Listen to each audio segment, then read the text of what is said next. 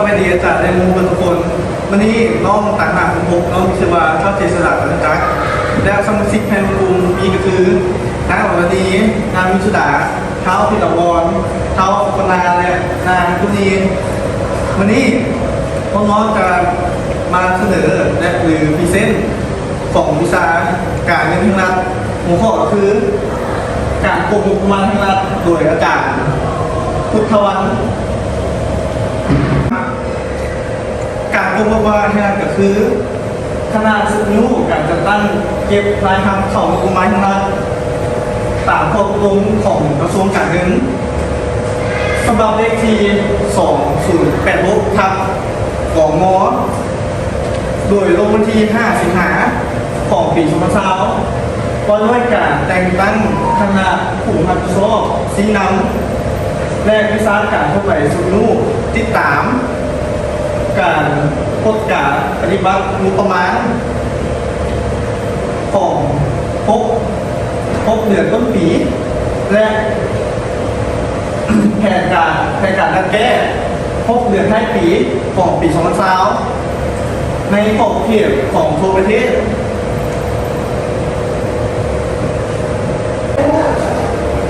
ติดตามการปฏิบัติยุทธแผนการเงิน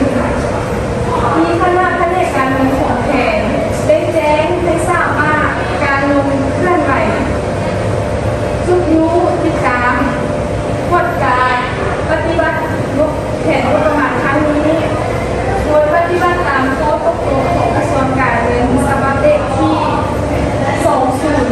2086ทับโตโจ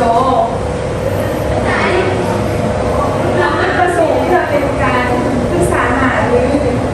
เกี่ยวกับข้อสะดวกข้อยุ่งยากและสิ่งท้าทายและปัญหาอื่นที่เกี่ยวกับการจัดตั้งปฏิบัติแผนงบประมาณแห่งรัฐ6 เดือนต้นปีและแผนดัดแก้6 เดือนท้ายปี2020เพื่อให้บรรลุตามเป้าหมายที่ได้วางไว้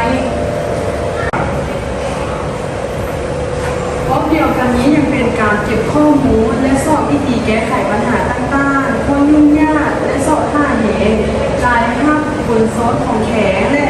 ทันเป็นการกวดการพื้นปฏิบัติรายจ่ายและอนุมัติของสถานแห่งชาติของแต่ละแผนกการเน้นเน้นใส่การเก็บรายหักเป็นจุดศูนย์เฉพาะเป็นต้นเน้นเรียกงานรายหักรายจ่ายงบประมาณของพรรษา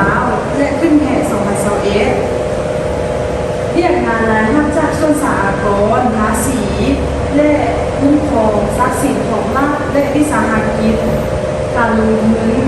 อื่นๆในปี2020โดยนักสถาบันบรรดาธนาคารธุรกิจต่างๆเป็นเจ้าการ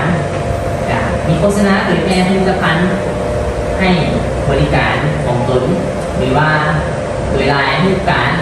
ให้ผลิตภัณฑ์ทางเข้างบประมาณแห่งรัฐเช่นวิสาหกิจหรือว่าบริษัทหรือว่าทางห้างหรือว่าบุคคลหรือว่ามีทีมบุคคลเนาะและภาคส่วนอื่นที่ได้รับรู้เข้าใจขั้นตอนในการมอบพันธะและอำนวยความสะดวกในการมอบรายรับเข้าบัญชีงบประมาณแห่งรัฐของผ่าน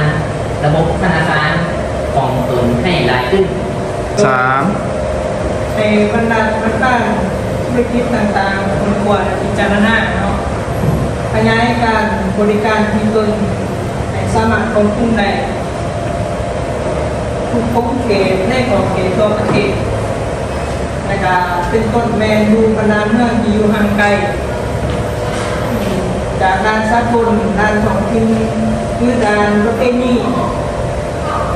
จำนวนหนึ่งที่ยังบ่ทันมีหน่วยบริการธนาคารเพื่อเป็นการขยายการตลาดเนาะและก็การบริการใหม่ของตนที่มีตัวถึง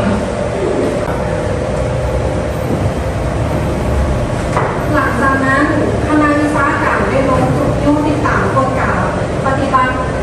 งบประมาณในแต่ละแผนกการเป็นต้นดูของ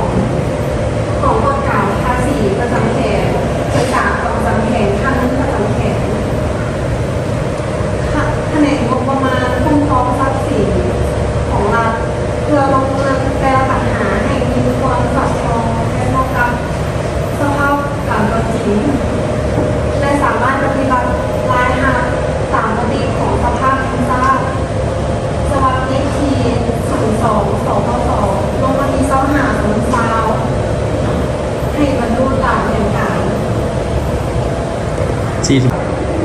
โอเคเราสำหรับตัวอย่างของกลุ่มเฮากับซีนี้อยู่ว่าประมาณอยู่กับการกวดการงบประมาณแห่งรัฐบรรดากลุ่มการกลุ่มการเงินรายรับและรายจ่ายแผนกการเงินและก็มีสุยุหรือว่าติดตามเนาะและกวดการคุ้มครองหรือว่ารายรับสวยสากลภาษีและปฏิบัติรายจ่ายเข้าในงบประมาณแห่งรัฐผ่านระบบธนาคารแต่จะมีอีกว่าเป็นสถาบันการเงินใช้บริการเพื่อผ่อนการทำกับการจ่ายเงินสดโดยตรงอยู่ครั้งหนึ่งแต่ละครั้ง